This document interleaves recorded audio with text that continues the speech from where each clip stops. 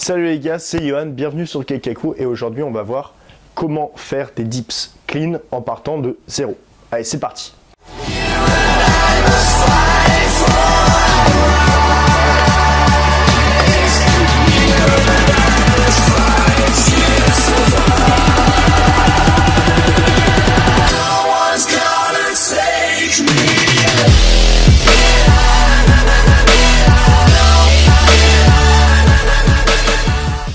Ok, donc je t'ai fait un petit plan de vidéo pour que tu vois un peu ce que je vais te raconter dans celle-ci.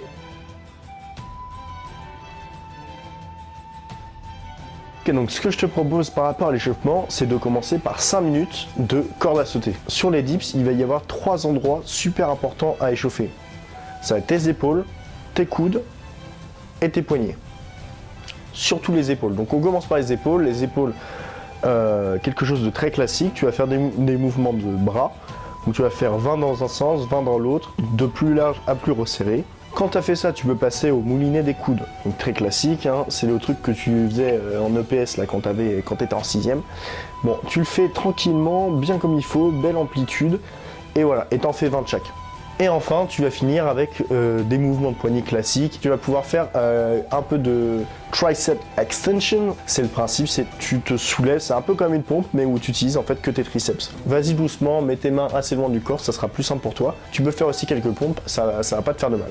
Quand tu as fait tout ça, je pense qu'on peut passer à l'étape 2, donc c'est-à-dire quels sont les muscles sollicités pendant tes dips. Donc bien sûr, le dips, c'est un exercice en fait qui est polyarticulaire. Il va engager énormément de muscles dans ton corps.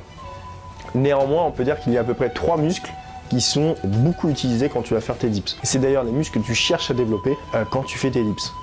Donc il va y avoir tes triceps, deltoïde antérieur et pectoraux antérieurs. Donc je te fais un petit schéma, là je te montre au ralenti avec quelques couleurs pour vraiment que tu vois, parce que tout le monde ne sait pas forcément où est deltoïde, triceps, etc. Alors pour ce qui est de la bonne exécution de ton mouvement, de ton dips, il va y avoir 2 aspects très importants sur ton dips. Il va falloir que tu portes ton attention. Si tu veux pas te taper l'abonnement annuel 10 fois sans frais chez l'ostéo, je te conseille de bien faire attention à ces 2 choses-là.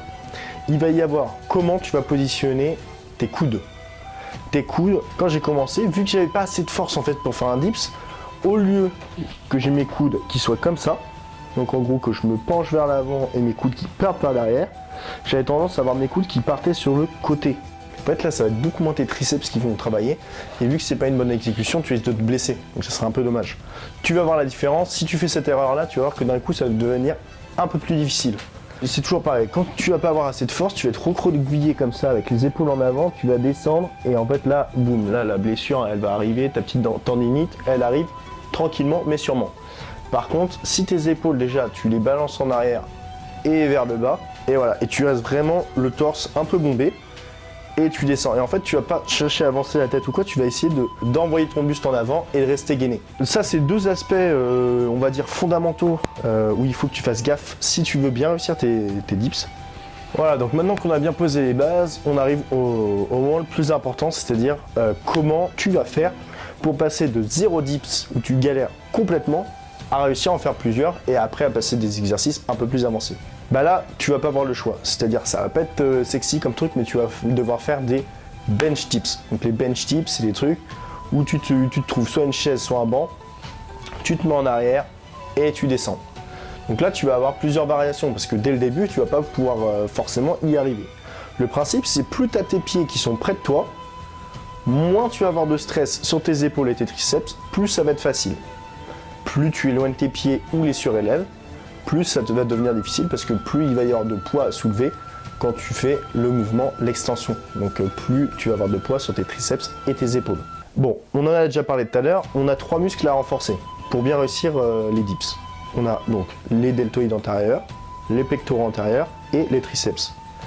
Donc au lieu de tout le temps faire des bench dips pour espérer réussir à faire des dips bien propres sur les barres parallèles, ce qui va être intéressant en fait, c'est de renforcer ces muscles avec d'autres exercices. Déjà, de 1, ça va être moins chiant, et de 2, ça va mieux fonctionner. Tu vas avoir les headbangers, donc ça va être pas mal si tu es assez débutant. Tu vas avoir les triceps extension pour les triceps, forcément.